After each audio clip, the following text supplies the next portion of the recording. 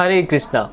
Welcome to What's Up with Ayush, and I am Ayush today with a whole new video on Merchant of Venice Act 1 Scene 2. In this video, I will give the question and answers of this act, as I have given the summary and the dramatic significance of this particular scene previously, but I haven't give the question and answers. So in this video I will conclude with the question and answers.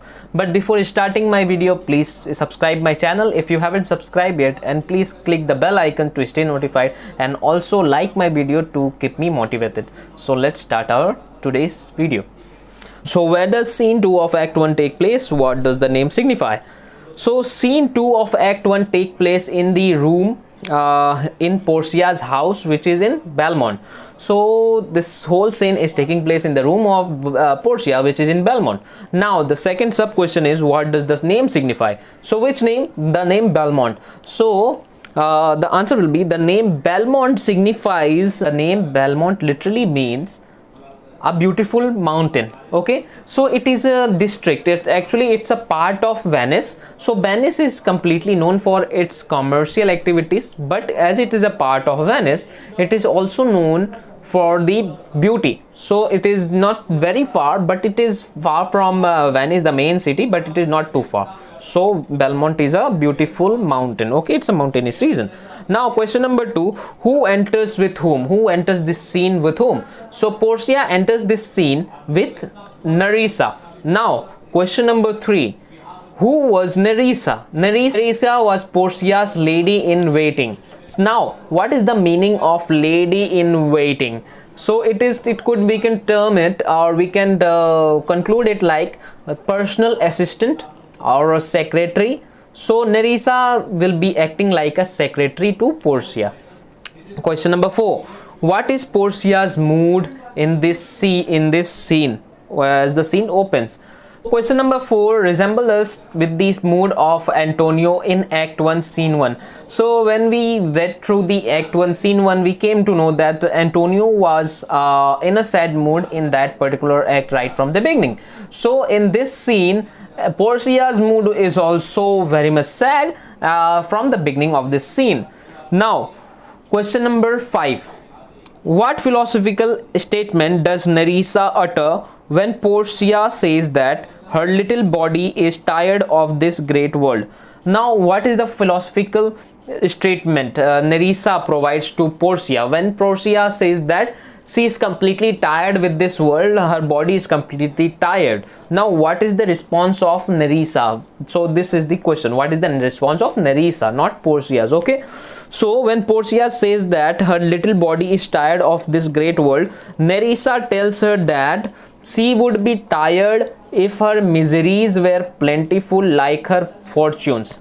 So she says that she would be tired, means Nerissa would be tired if her miseries were plentiful, if she has a plentiful of miseries like her fortunes. Like Portia is having a huge amount of fortune, she was very rich, she was from a very rich families, her fortunes were very big. So Nerissa, according to Nerissa, if Nerissa had that much amount of wealth with her, then she also might be that much tired and fed up with her life.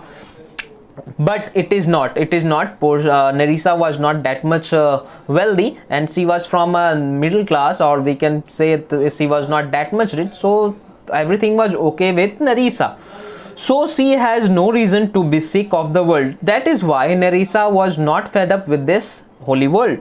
She has observed that those people who have too much are just as sick as those who are ill and starving, having nothing to live upon. So according to Nerissa, what Nerissa is wanting to say from this answer is that according to Nerissa, she has seen many people who are having immense amount of wealth, they are always sick, they are always tired because of their huge amount of fortune and wealth. But the people who are having very less, or who are having moderate type of wealth, moderate means samanya type of wealth, they are all good and they are not having any kind of a complication or anything else.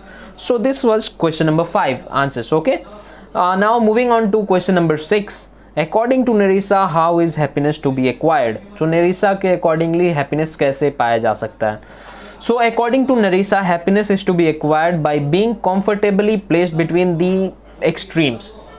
So Nerissa का मान्यता था, Nerissa says that, Nerissa, according to Nerissa, if a person wants to acquire happiness, if the person wants to be happy, then he has to be in between of the extremes. Means the person should not be at the side of complete poverty, either they should not be at the side of complete richness. They should be in the middle. Mean the people, if they are wanting to be happy, they have to be of a moderate wealth. Moderate means middle amount of wealth.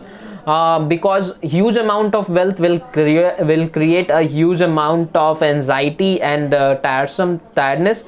And as well, when the people is living in a poverty class, means when the people are living in very low state or very poor state condition, then at that particular moment also people used to suffer a lot. So if a people wants their life to be happy and they want to reside happily, they should be in between of poverty and huge amount of richness. So this was the answer. I hope it is understandable for all. So moving on to question number 7. What does Nerissa mean by saying superfluity comes sooner by white hairs but competency lives longer? So as we seen in answer number 6, so this will be very much similar. So by saying the above word, Nerissa means that a man who has too much of everything cloys himself with excess, so he ages faster, get white hairs and dies sooner. In contrast, those who have just what they require and not more live a more healthy life and therefore live longer. So according to Porcia, as we seen in the previous answer, it will be very much similar. Okay, so according to Nerissa, the people who are having immense amount of wealth, who are having immense richness, their hairs actually grows white sooner, because they are having a huge amount of tension, they are having huge amount of anxiety, they are having huge amount of problems, which in course of that the people suffers with white hairs, complete aging before time. People used to get older, used to see older, and they die before their age is done. Means before their age is complete, they die, especially the rich people, because of huge amount of problems and tiredness. Now in contrast with this, means in opposite to this, the people who are having moderate amount of wealth or minimum amount of wealth, or who are in between, or who are of middle class, they live much more longer in comparison with the rich people, because they do not have that much amount of problems or tiredness, because they do not want to acquire a huge amount of wealth. So in return, what happens, those people used to have a nice health, because they are not that much tensed about their wealth, about accumulation of their wealth, they are not that much tensed about it. So without having their tension, they could live much longer. Okay, so this was the answer. Now moving on to question number 8. What comment does Porcia make about Nerissa's speech? So Nerissa gave a very long and beautiful speech, which is very much interesting to listen, as she told about the world, this society, that people who has a high amount of fortune used to suffer a lot. So this was all with Nerissa says. Now Porcia will reply. What reply did she give? Porcia replies or comments that Nerissa has uttered good maxims which are nicely delivered. So according to Porcia, Nerissa's speech was very nicely executed and delivered. Okay, we can also say that Porcia is praising Nerissa, right? Moving on to question number 9. What does Nerissa's reply, "they would be better if well followed," means? What is the meaning of this phrase, "they would be better if well followed"? So directly we can predict from this phrase, it's a very simple English, they would be better if well followed, कि किसी भी बात को अगर हम अच्छे तरीके से अपनाना चाहें तो उसको फॉलो करना पड़ता है, उस बात पे चलना पड़ता है, ना कि उस बात को जस्ट बोल दो या फिर सुन लो, इससे नहीं, उसको मानना भी पड़ता है.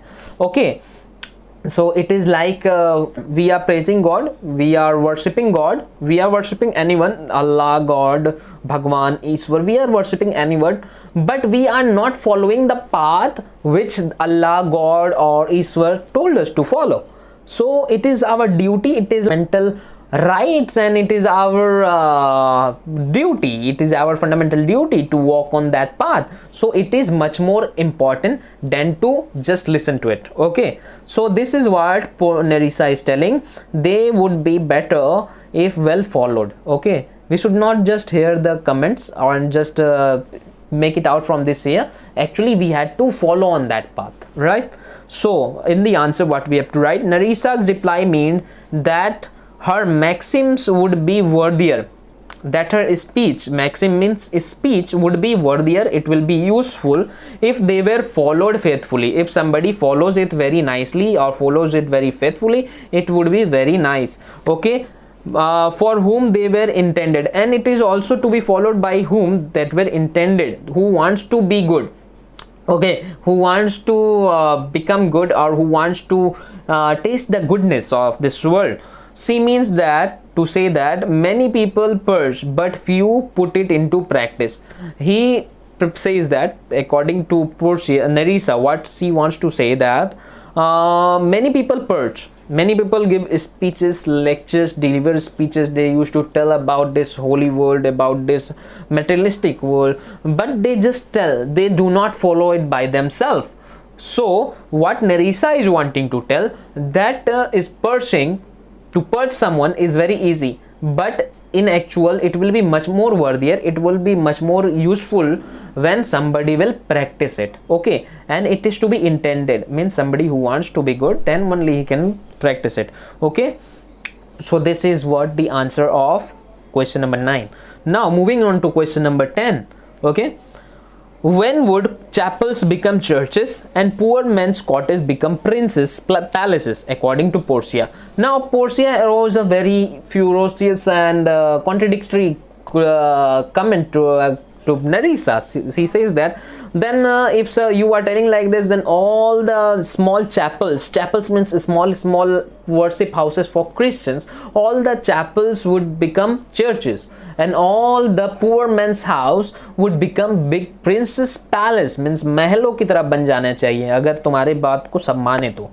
So according to Portia, answer क्या है? According to Portia, okay, if it were as easy to act upon good advices as it is known what is good, then chapel would become churches and poor men's cottages would become palaces. Okay, so answer, the main answer is according to Portia, if it were easy to act, if it were easy to act upon the good advices, we know, though we know that the advices are good for us, it is good for the human beings, but nobody follows it. Okay, this is the complication and this is the ruthless part, that we know that this is good but we do not follow it. But people know, human beings know that it is a wrong path, but then also human being intends to go in that. Okay, so Portia says it is not if it were that much easy to act upon good advices, and we all know what is good, then all the churches, all the chapels would be converted to churches, and all the poor houses, cottages would become big palaces. Why? Portia means to say that people would become very religious after following all these good advices. If all will follow, then all will become very good. Okay, so the palaces of worship would attract more people. What happened in this? The palaces of worship means like chapels, small chapels will attract more people, all the people will gather there and they will try to develop it. Okay, and they would thus large places of worship, that is churches, would be take place to small places of worship, that is chapels. So in this answer we come to know that if more people will gather in the chapels, they will not get that much place. Okay, so to fulfill the demand of that place, what people will do, they will donate certain money, they will provide, they will support, and they will work in that, and they will try to build that a small chapel into a big church, so everybody could accumulate in there, everybody could get in there, and they could pray and worship to God. So this would become, if everybody will follow the path of goodness. right, same thing will happen with the poor one. Secondly, if everyone acted upon his ideas of goodness, there would be no poverty on this earth. So there would be no poor men living in small cottages, all would be rich and living in palaces. So if everybody follows the path of goodness, everybody follows or wants to be a good person, so nobody will be led a poor life. Nobody can lead a poor life, because if everybody is good, like in my place, in my city, 10 people are staying. It is an example. In my city, 10 people are staying, okay, and all the 10 people are very good, they are very religious, they are very good by manner, they are very supportive, they are very helpful. So one day what happens, if somebody collapses the business, if somebody's business collapse among the 10, if somebody's business collapse and he falls and he becomes poor, so what happen, all the 9 will support that particular 10th person, okay, they will support that person, and what will in turn they will get it, that the 10th person will again gain the profit from his business, and he will again become a rich man or a prosperous guy, okay. So what will happen, all the 10 will remain rich and remain prosperous forever, and no poor or no poverty will be seen if all the people will follow the path of goodness. So this is what answer number 10 is. I hope it is very much useful. It is useful for you all, because I am explaining it in the most simplest manner, so everybody can get it very nicely. So please click the like button to make me motivated, and also follow me on Instagram and Pinterest also. So let's go to our next question. So who is divine? So whom Portia is calling divine? Divine is a clergyman. So clergymen are actually divine person. Divine means they are very much religious, and the priests are very much religious guys. Question number 12, when can he be called a good divine?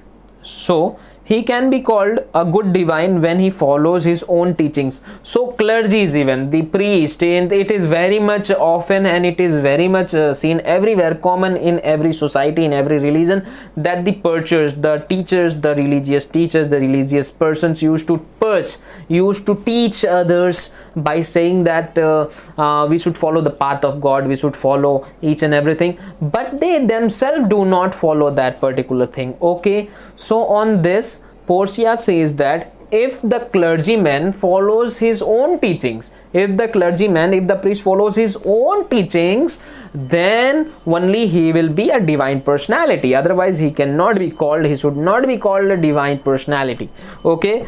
So moving on to question number 13. What could Portia easily teach but not practice? Okay, Portia क्या teach कर सकती थी, but what could she not practice easily? Portia could easily teach 20 people. What Portia could do, she could easily teach 20 people, but it will be very hard to follow her own teachings, okay. So to teach someone, it will be very much easy. To purge someone, like the priest used to purge someone, it is very much easy, but to follow that particular own path is very much tough.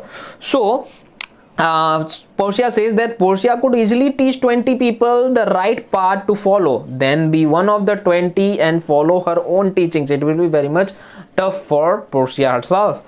So moving on to question number 14. Explain. The brain may devise laws of the blood, but a hot temper leaps over a cold decree. So now please understand this phrase. The brain may devise law. Okay, the brain may devise law. Brain brings out law of the blood, because blood creates emotion. So hot blood creates emotion.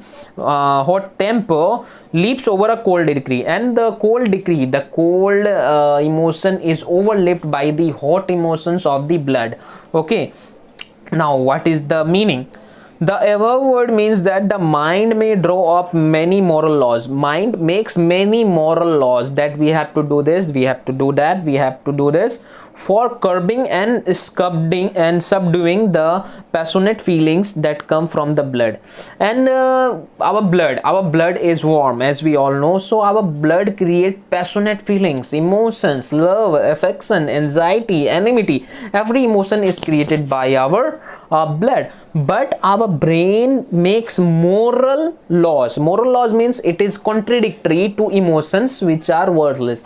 so it makes contradictory emotions to control it, to balance it. Okay, therefore hot temper is said to derive from blood. Okay, hot temper means anger is said to derive from blood because our mind is cool. As we all know the proverb, our mind is cool minded, but our blood is hot, warm blooded. Okay, we all are warm blooded creatures, we are not cold blooded creatures like reptiles and serpents. We are warm blooded. So anger is connected to hot temper, and hot temper is connected to blood, associated with blood. Okay, so this in contrast of to the moral law laid down by the brain. So our brain develops and brings out moral laws after cool deliberation. Our moral laws come from our brain, but our hot temper overleaps it. Okay, our hot temper is much more angrier, ferocious, and it overlaps our moral values. Okay, so this is what the phrase is. Okay, moving on to question number 15. To what is the madness of youth compared? Explain. तो ये madness of youth क्या है? The madness of youth is compared to hare. Hare means wild horse. Okay, male horse, wild male horse. Just as a hare easily outruns a cripple. Cripple means, as we can see in this, usually outruns a cripple by whom it is chased. Okay, cripple means a guy who is not capable, a wounded guy, or we can say lame guy who is wanting to run after the horse, but it is not possible to chase a horse. If we want to chase a horse, we had to be that much we had to be that much speedy, we had to be that much furious to chase that horse.